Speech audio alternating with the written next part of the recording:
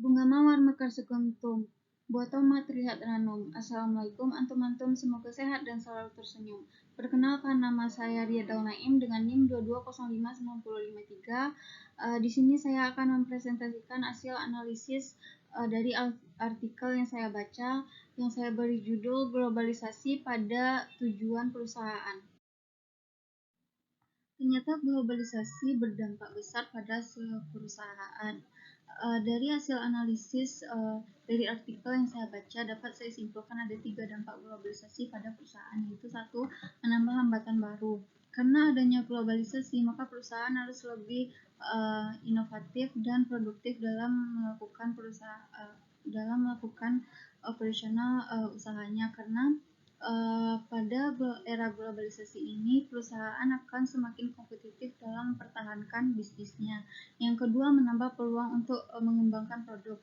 Karena semakin berkembangnya globalisasi, maka akan semakin berkembang juga kebutuhan dan keinginan konsumen, dan perusahaan berpeluang untuk mengembangkan produk barunya.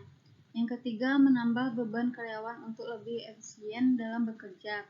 Karena untuk mencapai pangsa pasar yang semakin besar, maka tentu karyawan harus berkegiatan lebih efektif dan lebih efisien, karena suksesnya perusahaan bergantung pada kerja karyawan juga.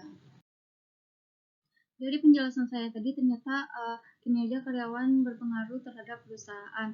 5 yang dapat saya jabarkan pengaruh kinerja terhadap perusahaan, yaitu mengukur keberhasilan. Dengan kinerja kita dapat melihat sejauh mana tujuan perusahaan tercapai.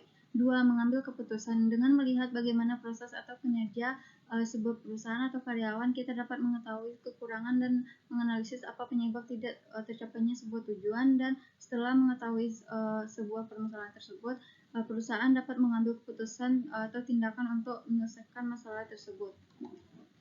Yang ketiga, evaluasi efisiensi. Dengan melihat kinerja sebuah perusahaan, kita dapat melihat proses yang tidak efisien dan mencari cara untuk meningkatkan produktivitas efisiensi perusahaan.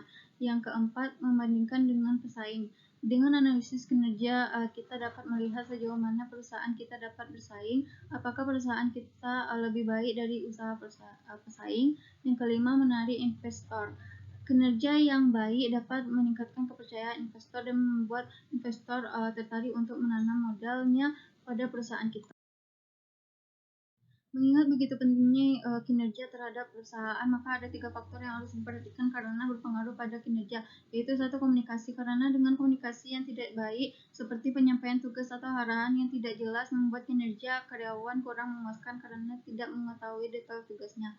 2. Kedisiplinan. Jika karyawan tidak melaksanakan tanggung jawab sesuai dengan prosedur yang ditentukan, maka akan menghambat kinerja atau kesuksesan perusahaan. Yang ketiga, lingkungan kerja. Dengan lingkungan kerja yang toksik, karyawan akan terganggu kenyamanannya yang membuat kerjanya kurang memuaskan.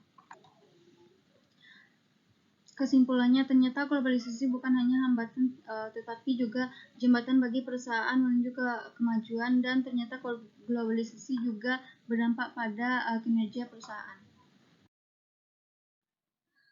Pisau diasah di pagi hari, bawa ke kebun untuk membabat. Berakhir sudah presentasi ini, semoga bisa memberikan manfaat.